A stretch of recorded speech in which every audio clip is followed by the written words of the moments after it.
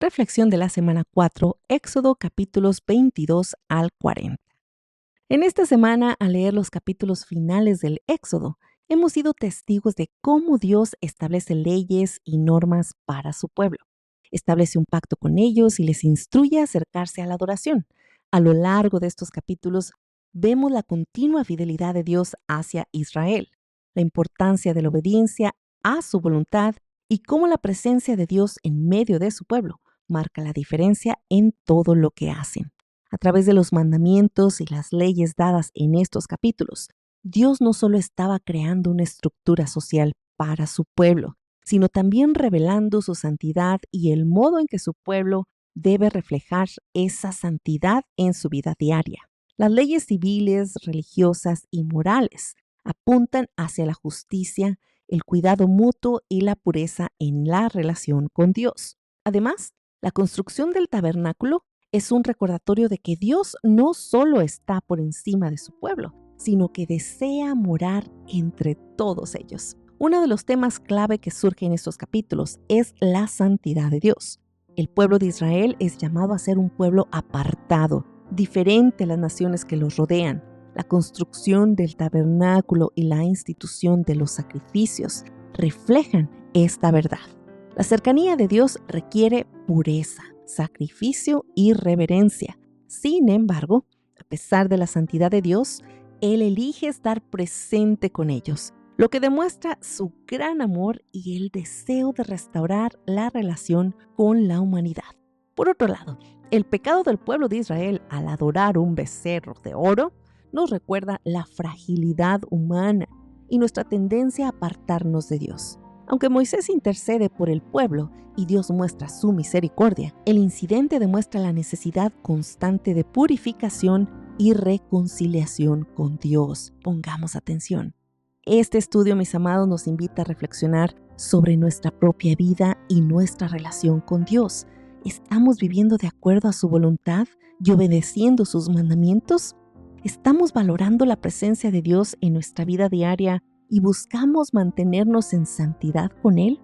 Estas son preguntas que debemos de hacernos. Este es el resumen de algunas de las lecciones clave en todo lo que estuvimos leyendo a lo largo de la semana. Número 1.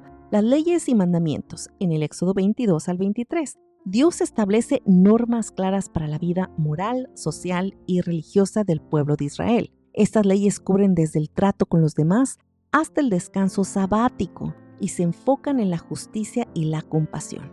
Amados, la justicia de Dios es justa, no hay que olvidarlo. Su justicia es compasiva y ordenada. Como su pueblo, debemos de vivir de acuerdo a su voluntad, mostrando amor y justicia hacia los demás. Número 2. El pacto renovado. Éxodo 24. Después de que Israel acepta las leyes dadas por Dios, Moisés sube al monte para recibir más instrucciones. El pacto es ratificado por la sangre de los sacrificios, simbolizando el compromiso mutuo entre Dios y su pueblo. Aquí aprendimos que el pacto de Dios con su pueblo es serio y debe de ser tratado con reverencia. Dios se compromete a estar con nosotros, pero espera nuestra obediencia y nuestra fidelidad.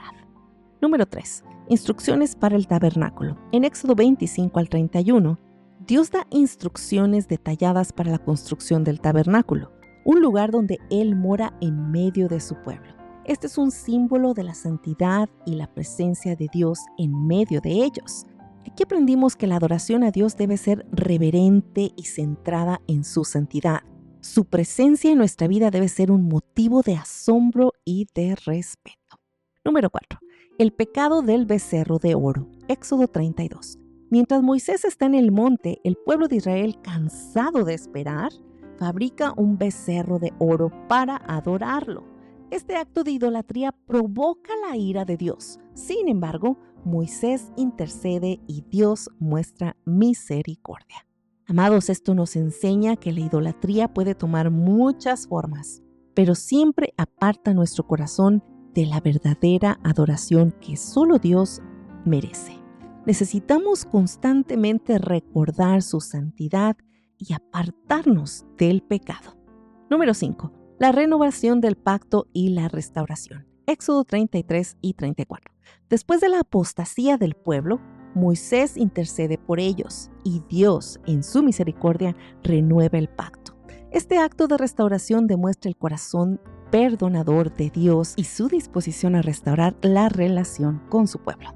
Lo que aprendimos de estos capítulos es que a pesar de nuestras fallas y grandes pecados, Dios está dispuesto a restaurarnos si nos volvemos a Él con un corazón contrito y arrepentido.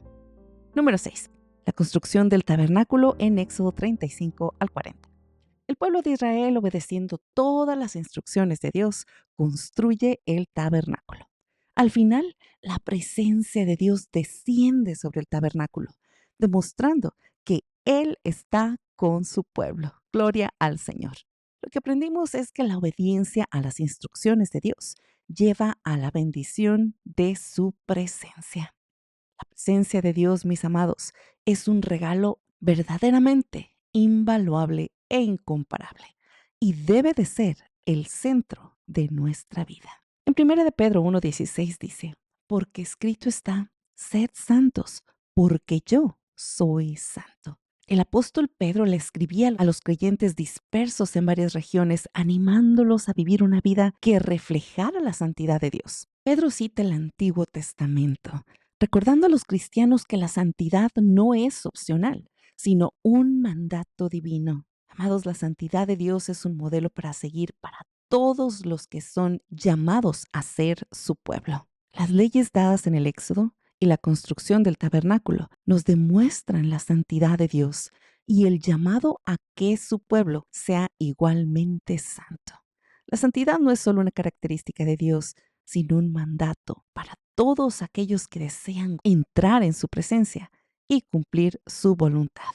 Es por todo esto, mis amados, que hoy les invito a reflexionar en todo lo que hemos visto en el Éxodo, a recordar que a Dios le interesa la manera en cómo vivimos, que Él está altamente interesado en transformar nuestra vida para que podamos ser santos.